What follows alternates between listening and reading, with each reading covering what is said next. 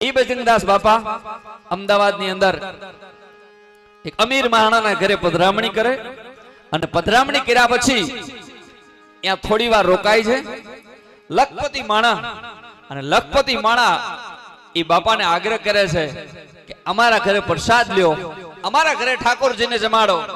બજરંગદાસ બાપા ના પાડે છે કે નહીં વાલા, મારે પ્રસાદ નથી લેવો.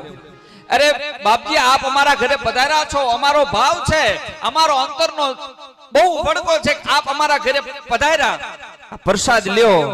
કે ના વાલા, મારે પ્રસાદ નથી લેવો. અને પછી બજરંગદાસ બાપા અહીંયાથી નીકળી જાય છે. અને સાંભળજો, ઈ અમદાવાદ થી ઈ સાણંદના રસ્તા પર ધીરે ધીરે ધીરે ઈ ગાડી હાલી આવે છે.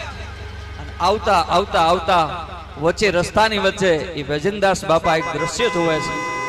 શું જોવે છે કે ગામડાની બહેનો લાકડાના ભારા કાપી અને માથા ઉપર લઈ અને ધીરે ધીરે ધીરે ઈ રોડની સાઈડમાં હાલ્યા આવે છે.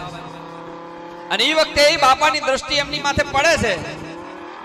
એ જે ડ્રાઈવર હતા એમને કહે છે કે વાલા, આપણી ગાડીને સાઈડમાં લ્યો.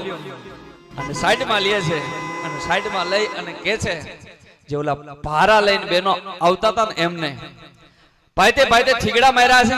ગરીબાઈ આટો લઈ ગઈ છે, પણ એક સાધુને જોયા ને, જેટલી બેનો હતી ને ફટ કરતી ઊભી રહી જાય છે.